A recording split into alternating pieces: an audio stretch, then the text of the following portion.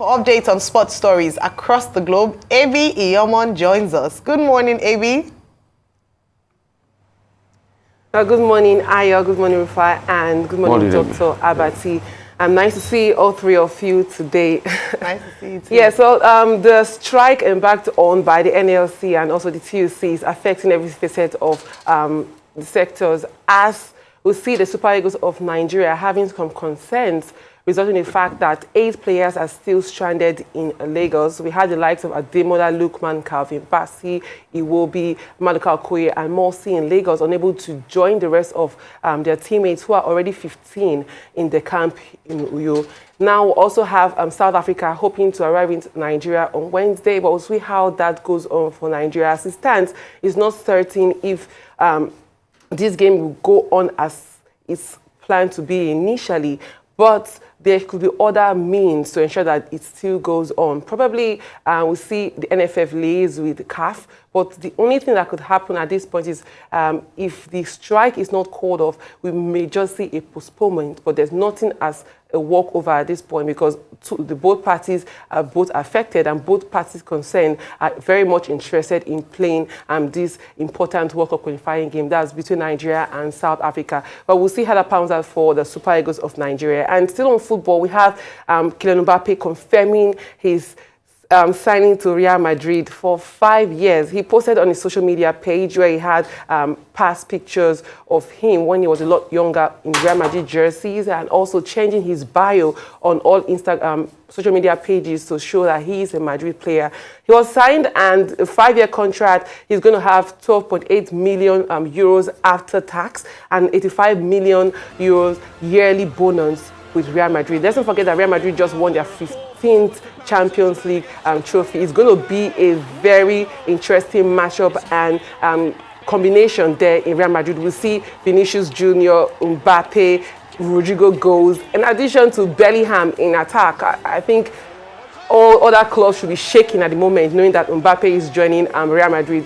And we'll still talk some more sports. We have news coming from the World Athletics. The World Athletics is saying that there's going to be a new global ultimate championship, which will see all winners of the Olympics. We'll see world champions. We'll see league meet winners compete for a record-breaking prize. Now, it's going to be a $10 million kitty, but the winners get $150,000 in each particular field. This is triple what is usually won in IAAF World Championship. The winner usually goes away with $50,000, but now the winner will go away with $150,000, both for track and field. It will consist of long distance races, sprints, some throws, and all of that. But it's going to be a lot interesting because we'll see so many superstars embarking on or ensuring that they need to win this kind of big tournament. And the inaugural tournament will be held in Budapest. Budapest held the last IAAF World Championship. I know a lot of anticipation for this particular tournament. And now to tennis, updates from the French Open, where we saw Novak Djokovic defeat Cerundolo to progress to the quarterfinals. But he has some injury concerns. He blamed it on the slippery clay court there in France. But he needs to get better ahead of the quarterfinals. We also saw Daniil Medvedev lose out. He's the highest player there to finally drop from the French Open. He lost yesterday, but so many expected him to get further, but that did not happen. We also saw for the women, Sabalenka progressed to the quarterfinals. There's Rybakina also in the quarterfinals. And today, new matches will be played. That's the first batch of the quarterfinals will be played. We'll see Tsitsipas take on Carlos Alcaraz. We'll also see Ons Jabeur take on Coco Gauff later today. Well, that's it for me on the sports segment. I mean, it just shows that passion and childhood dream is more than money.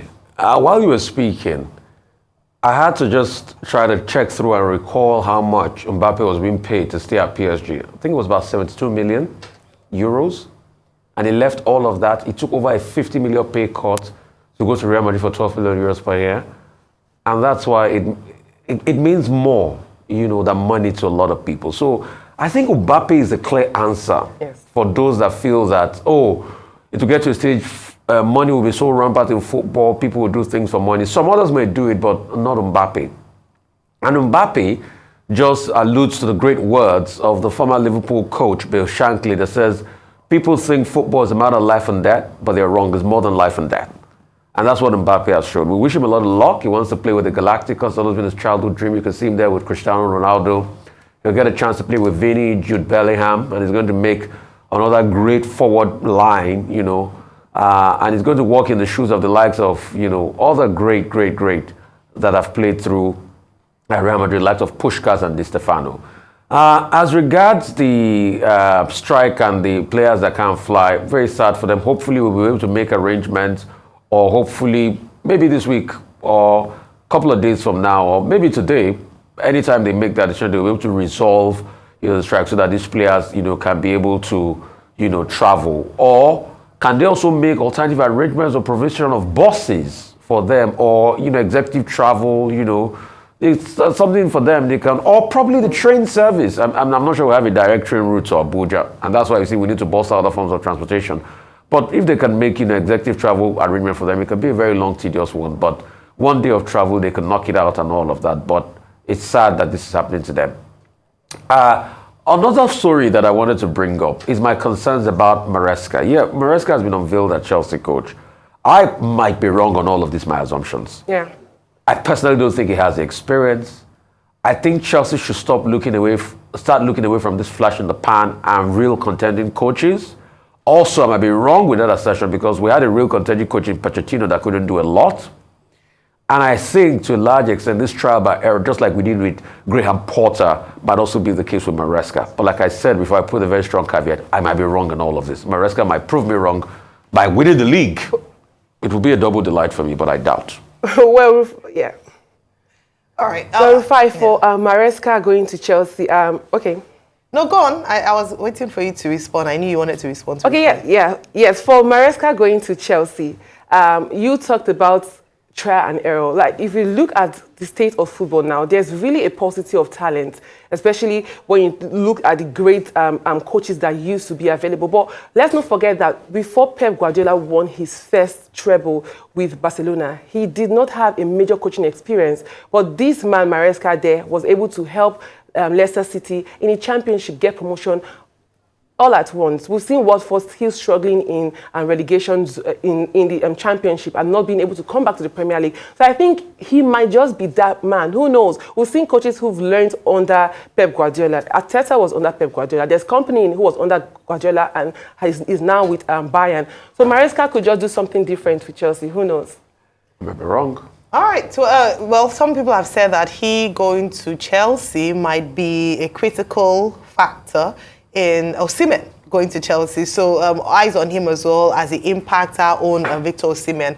Now, talking about Victor Osimhen himself, former Super Eagles coach has opined that he's not being at the game against South Africa, Bafana might impact Nigeria. Maybe, perhaps Nigeria might struggle. And I was going to get your thoughts on that in terms of, do you think that exclusion of, or the fact that players like Victor Osimhen, William Troost-Ekong will not be on the playing field on Friday would have that kind of impact, especially since this is a new manager, Finidi George's outing with the Super Eagles? Do you think it's a gamble? Do you think it's going to work in terms of not being there?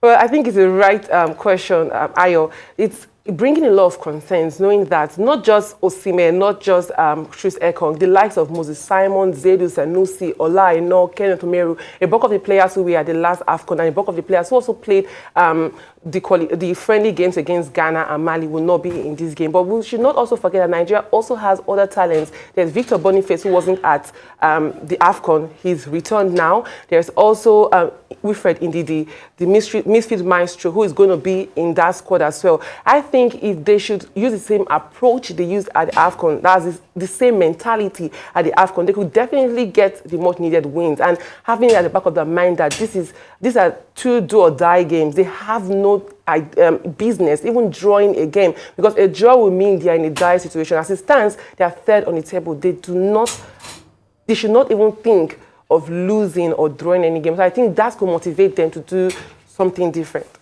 All right. Okay, the Eagles that are stranded in Abuja and Lagos as a result of the strike action by organized labor. This, again, is another indication of how effective the strike by organized labor over new national minimum wage and electricity tariff hike has been. But I think that this can be easily resolved. We have many Nigerians who have private jets that they just park at the airport. They are paying parking fees. This is a moment that calls for philanthropy. Can we have one of them saying, "Oh, come and use my private jet, for common good," and then just take them to the camp in New York? If that does not work, I think the NFF can also rent, hire a private jet. How much is a private jet from Lagos to Uyo? It's not a lot of money. I'm sure they can afford it because it's good to have, all the players in camp and for them to be able to succeed. Now, the French Open. Djokovic is through to the quarterfinals, but in the match, yesterday, he had issues with his knee. He had to be calling the physio several times to attend to him. And he's saying, well, he doesn't know whether he will be fit enough with his knee injury to go through the quarterfinals. But you never know with Djokovic. He's a master of self-reinvention. We will not have any issues there. In the same vein, Sabalenka has also qualified for the quarterfinals, and it looks like it will be both Sabalenka and Rybakina who will be in the finals against Iga Swiatek, who seems to be doing really very well. Now, Sambo Championships in Egypt. Nigeria seems to have done well there. We sent 3 representatives. You'll recall, Sambo Championships was introduced for demonstration at the African sports event in Ghana. And Nigeria did well there. Now, 3 of our persons have gone to Egypt, and they've won 5 medals: 1 gold, 2 bronze, 2 silver medals. The gold was in the 58 kg category. But the expectation is that Sambo will also be recognized by the Olympics committee in due course.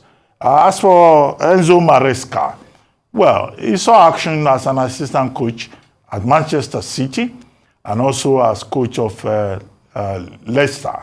And now he has been announced as the next coach for Chelsea. Well, Chelsea supporters, according to the reports, are excited. And in fact, what they celebrate is that this is one coach who has the weight of experience. Talking about experience, that's the main reason why he's been celebrated. And he takes over from July 1. But as they say, the taste of the pudding is in the eating. So we will be judged, not in terms of people's expectations or prejudices or biases, but on the basis of his actual performance. Arsenal says that by the end of this month, 22 players, men and women, will be turned adrift. Why? Because their contract has expired. Well, I looked at the list. They don't look like, very exciting players. So Arsenal may well just retool, and bring in more striking, talents. Now, Vinicius Junior has been named player of the season in the European Champions League. I mean, his performance is there for everybody to see. And Anthony Joshua, his managers are already talking to the Daniel Dubois team for a likely bout on September 21. But a lot of that will depend also on whether the belt, the IBF belt, is taken away from Alexandra Usyk or not. So those are the issues in my view, apart from the fact to note that Gareth Southgate is having issues spinning the plates, as he says. He has a lot of attackers, but he also has to worry about injury-laden, members of his team, particularly in the midfield. Even if they were able to beat Bosnia-Herzegovina in a friendly match 3-0, and on Friday they will meet Iceland. But ahead of Euro 2024, Gareth Southgate says he's spinning the plates. How he does that remains to be seen. Thank you.